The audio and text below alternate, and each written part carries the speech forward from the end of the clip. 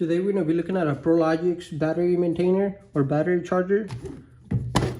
Here's the box that it comes with, and it is compatible with a lot of different batteries or type of batteries. If you guys want to read the features and all that stuff, there it is. But basically, here's your charger. Let's get it out of here. Here's the instructions. If you guys like to read it, here they are. You can pause the video and then read them. There's the faceplate of it and it tells you what everything does, all the functions.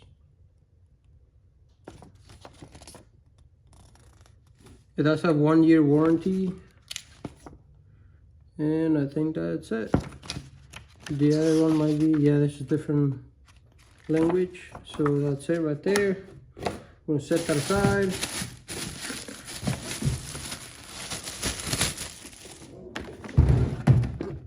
So here we have the charger. And as you can see, that first switch right there, that's for 6 volts or 12 volts or 12 voltage supply.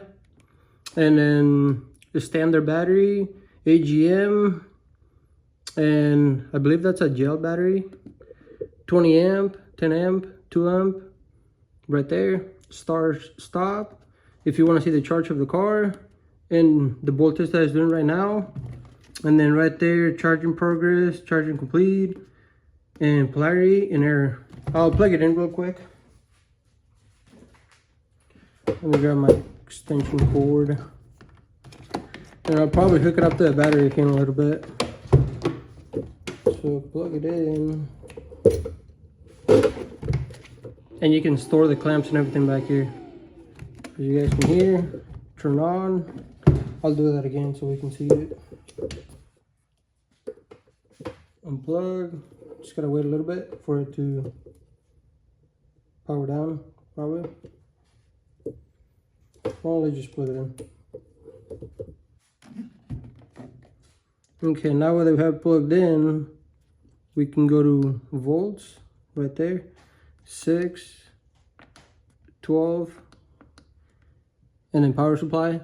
That power supply comes handy if you do a lot of programming, because that's going to keep your battery voltage up. And then what it does a better job of sending clean voltage to your battery, so you don't have any spikes when you're programming, which is good. Then we can go to, let's do 12 volts. AGM rate will be 10 amps. The only feature that it doesn't have is the engine start. I do have another one on a different charger, a cheaper one, and that one does have engine start right there. And that's one of the features that this charger doesn't have, but oh well, I guess. And then you just click start, but we don't have a battery hooked up to it. So I'm gonna go hook it up to a battery, and then I'll see you guys in a little bit. Okay, I got it hooked up to a truck now. Actually the leads are pretty long. They're about 6 feet long. They reach all the way to the other side of the car. So here you go. We're gonna set our, okay, power supply. It's gonna be 12 volts right there. We have an AGM battery, and then let's just do 10 amps, and then the battery voltage is 12.5, and we can see 70% charge. So we're gonna start charging, and there you go, charging in progress. Once this thing is done charging, then this is gonna turn on the green one. If polarity was reversed, then this will flash right here or turn on. So I'm gonna stop it. So stop it there, 12.9. Then I'm just gonna show you the battery power supply, I guess. So you just go to power supply, start, and there you go. And charging complete.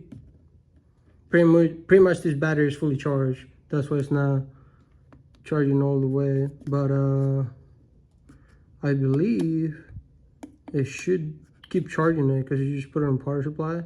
So it's just gonna maintain that battery to that voltage.